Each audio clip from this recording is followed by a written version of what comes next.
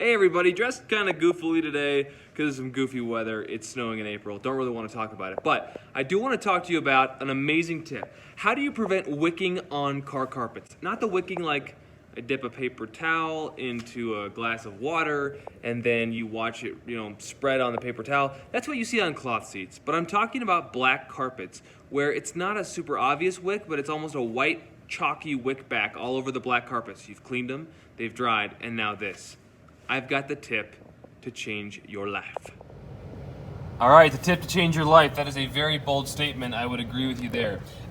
So I've already used encapsulation cleaning. This is a maintenance client, right? So I don't want to do a two-step hot water extraction, do a pre-spray with a high pH and then do a hot water extraction with a neutralizing rinse. I think anytime I take my extractor out, it always makes my life harder and more difficult. So on maintenance clients, I like to use encapsulation products. I used Encap O2 from Interlink and Bridgepoint Systems. Here's the magic product that I use next. It's called Spot Stop. The carpets are still a little moist,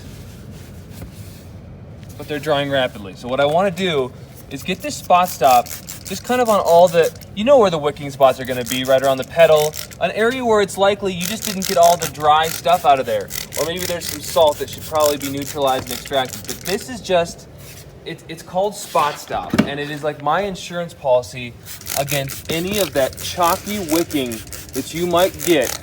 See, I haven't even done the rest of the vehicle yet. I'm just starting with the carpets because I'm so used to wintertime when the carpets take the longest to dry, so you gotta do those first. But the Tesla's got a nice climate system where it'll keep heating the seats even if I close the doors. I just have to make sure to turn that off when I leave the client's house because that is a setting I had to turn on. But I'm just doing the Spot Stop, almost probably way too generously here. And then what I might do with either a light brush or with my hand is just make sure that it's been sort of applied everywhere. It's kind of a final step. I like to take the handy brush and I just like to, I will end up vacuuming this at the end, right? There will be a final vacuum. This car is not detailed. I haven't done any of this down here. But again, I'm just focusing on the plastics first. And I'm using this handy brush to just make sure that that Spot Stop gets distributed evenly. Again, Spot Stop is like designed to prevent wicking.